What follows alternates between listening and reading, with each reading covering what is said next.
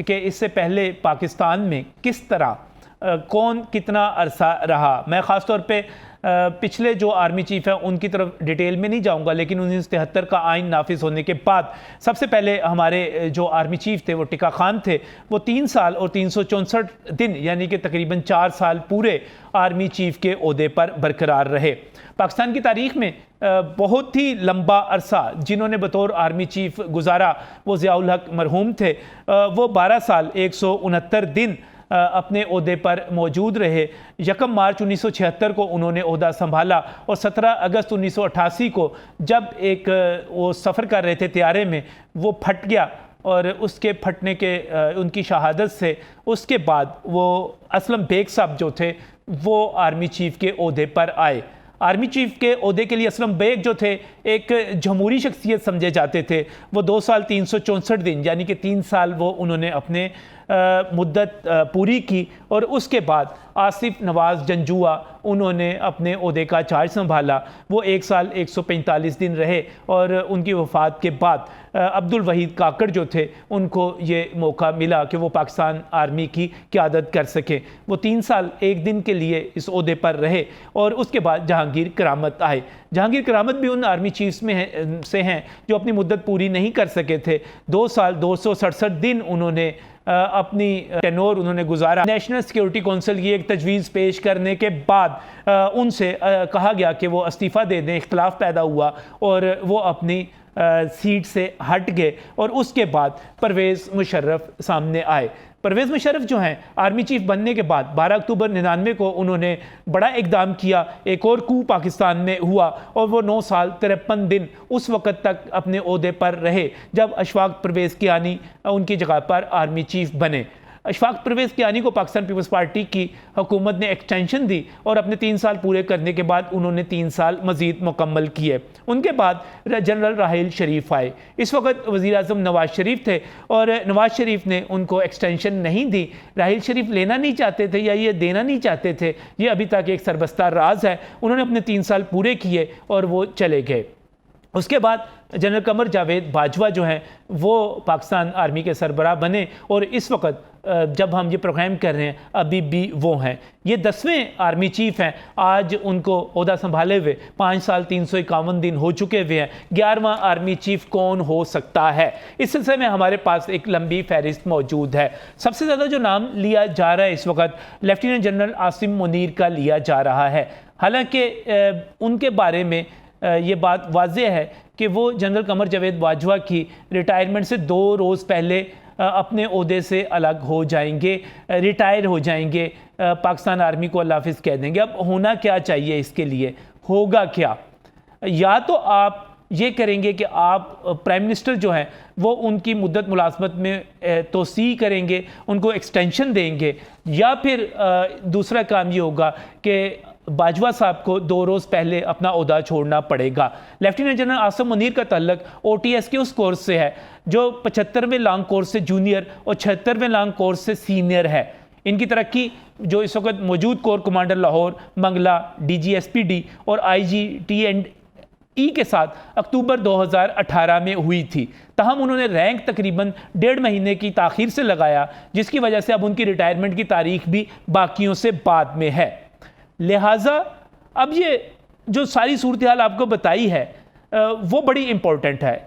Lieutenant general Asim Munir के बारे में ये कहा जा रहा है कि वो आर्मी चीफ के साथ साथ इस वक्त chairman joint chiefs of staff committee के ओहदे के मुंतखब होने के अहल हैं, क्योंकि उनकी रिटायरमेंट के दिन जनरल आसिम हाजिर सर्विस होंगे। लेकिन आर्मी चीफ के लिए जो है वो दूसरा उनको थोड़ी सी एक्सटेंशन चाहिए होगी। इस वक्त साहिर शमशाद साहब का नाम लिया जा रहा है joint chief of staff committee के लिए, लेकिन चेयरमैन के तौर पर और आर्मी चीफ के तौर पर लेफ्टिनेंट जनरल आसिम मुनीर का नाम लिया जा रहा है। लेकिन चूंकि 28 नवंबर को ये अपने ओहदे पर नहीं होंगे, लिहाजा हम ये नहीं कह सकते कि आसिम मुनीर साहब जो है वो सबसे सीनियर इस वक्त कहला सकते हैं। सबसे सीनियर जो उस वक्त 28 तारीख को समझे जाएंगे वो लेफ्टिनेंट जनरल साहिर शमशाद मिर्ज़ा होंगे।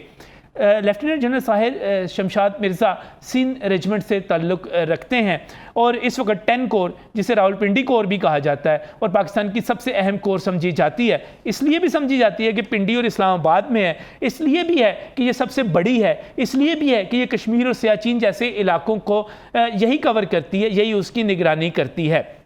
वो इससे पहले चीफ ऑफ जनरल स्टाफ भी तैनात रहे, वो vice chief of general staff भी रहे और उसके बाद वो चीफ ऑफ जनरल स्टाफ भी बने। उन्होंने बतौर मेजर जनरल डेरा इस्माइल खान की डिवीज़न कमांड की, जो उस वक्त जनूबी वज़ीरिस्तान में होने वाले ऑपरेशंस की निगरानी कर रही थी।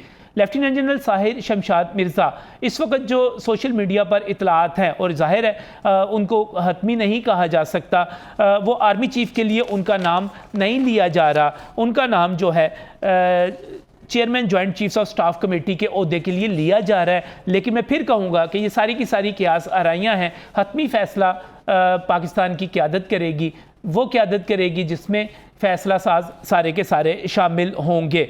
लेफ्टिनेंट जनरल साहिर शमशाद मिर्ज़ा, आप ये कह सकते हैं कि ये, अब जब मैं ये बात करता हूँ कि मैंने आपके सामने सीनियर लोगों को रखना है, इसकी वजह यह है कि ये फैसला हो चुका कि नीचे से जूनियर को लाकर प्रमोट करके सीनियर्स को नज़रअंदाज करते हुए उन्हें इस्तीफे पर मजबूर करते हुए बंदा नहीं लाया जाएगा। तो हम उन्हीं बंदों को डिस्कस करेंगे जो इस वक्त ऊपर 5-6 जगहों पर मौजूद हैं।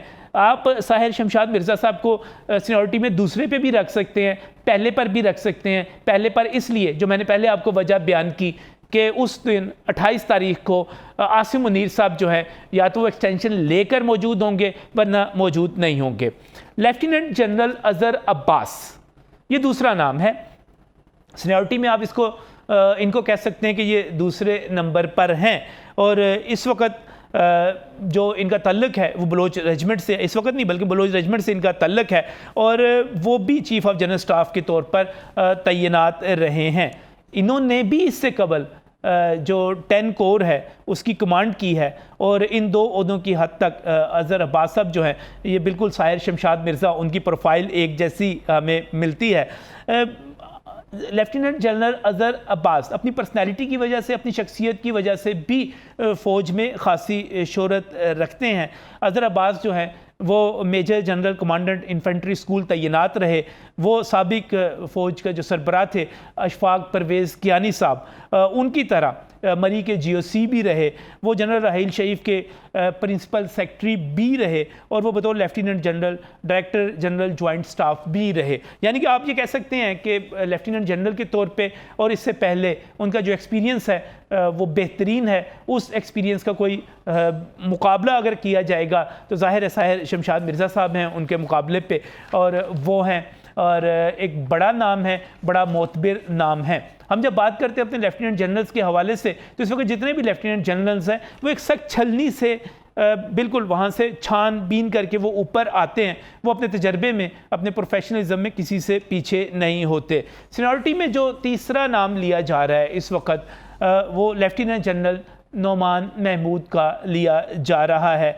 आप ख़ास तौर पे जब हम बात करते हैं लेफ्टिनेंट जनरल नोमान महमूद की, तो मैंने पाक फ़ौज में जितने लोगों से बात की उन्होंने मुझे ये बताया, रिटायर्ड लोगों ने, कि फ़ौज में उन्हें पाकिस्तान की जो मगरबी सरहद है और ख़ास तौर पे जब मैं अफ़गानिस्तान की बात करता हूँ उसका उनको एक्सपर्ट समझा जाता है। और ये जो ख़ानदान है इसके हवाले से भी बताया गया कि इनके वालिद कर्नल राजा सुल्तान 1971 की जंग में शामिल थे और वो मिसिंग इन एक्शन ऑफिसर हैं। यानी वो मिसिंग इन एक्शन क्या होता है, वो लापता हो गए थे और ये नहीं पता कि वो शहीद हो गए, वो ज़िंदा हैं, वो क्या है।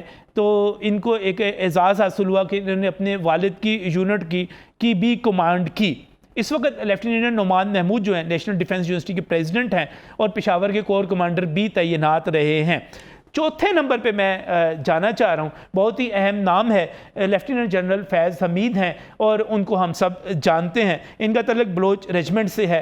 ये जनरल कमर जवेद बाजवा के चीफ़ ऑफ स्टाफ भी रहे, ये ISI के सरबराह भी रहे और मैं इसमें जो जनरल बात करूँगा आपसे कि इमरान खान साहब की पसंदीदा शख्सियत समझे जाते हैं और कहा जाता है कि वो इनको आर्मी चीफ लगाना चाहते थे। लेकिन लेफ्टिनेंट जनरल फैज़ हमीद जो है एक प्रोफेशनल फ़ौजी के तौर पे और एक ऐसे फ़ौजी के तौर पे जो अपना काम पूरा करने की अहलियत रखता है, ख़ासतौर पे जब हम अफ़गानिस्तान की तरफ देखते हैं, तालिबान के दौर की वहाँ पर दोबारा को देखते हैं, तो हमें एक बड़े ही प्रोफेशनल, बड़े परफेक्ट फ़ौजी के तौर पर नज़र आते हैं। लेकिन ये भी बहुत ज़्यादा डिस्कस होने वाली शख्सियत है।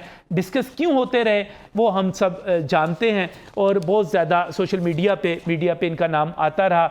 और इमरान खान साहब ने बाद में कहा कि वो ऐसा कुछ नहीं चाहते थे, लेकिन ये अपनी जगह मौजूद है। लेफ्टिनेंट जनरल मोहम्मद आमिर भी मौजूद हैं, और ये गालिबन सबसे ज़्यादा खामोश रहने वाले जो है अफसर के तौर पे तल्लक उनके तौर पे शोहरत रखते हैं। आर्टिलरी से इनका तल्लक है। साबिक सदर आसिफ जरदारी के मिलिट्री सेक्रेटरी भी रहे। आर्मी चीफ साबिक जो राहिल शरीफ हैं, आप उनके डायरेक्टर जनरल स्टाफ ड्यूटीज़ रहे। लाहौर डिवीज़न की कमांड की इस वक्त गुजरावाला की कमांड कर रहे हैं। इसके बाद लेफ्टिनेंट जनरल चिराग हैदर भी हैं, आपका तल्लक फ्रंटियर फोर्स रेजिमेंट से है। पाकिस्तान मिलिट्री एकेडमी से नहीं, ऑफिसर ट्रेनिंग स्कूल से उन्होंने कमीशन हासिल की, वो भी बहुत अहम है। ये तमाम शख्सियात हैं, और मुझे आखिर में इन तमाम का तारुफ करवाते हुए आपसे सिर्फ एक बात कहनी है कि आप लोग जो कहते हैं ना कि पाक फ़ौज का सरबराह जो है मेरिट पे होना चाहिए, बहुत आइन के मुताबिक होना चाहिए, मैं आपको पूरे यकीन से कहता हूं कि मेरा हर लेफ्टिनेंट जनरल जो है वो प्रोफेशनल है। मैं पूरे यकीन से आपको कहता हूं वो ईमानदार है, वो मुहिब्बे वतन है, वो प्रोफेशनल है। हमारा जो भी आर्मी चीफ आएगा इंशाअल्लाह ताला पाकिस्तान के बेहतरीन मुफाद में अपना किरदार अदा करेगा। अल्लाह ताला पाकिस्तान में आइन की सरबुलंदी करे, जमहूरियत का तसलसल रखे, पाकिस्तान जिंदाबाद के नारे लगाने वालों के ख्वाब शर्मिंदा ताबीर हों, और पाकिस्तान तामीर और तरक्की के रास्ते पर आगे बढ़े। इसी ख्वाहिश के साथ आज का प्रोग्राम ख़त्म करते हैं कि एक बहुत अच्छा आर्मी चीफ हमें मिलेगा इंशाअल्लाह।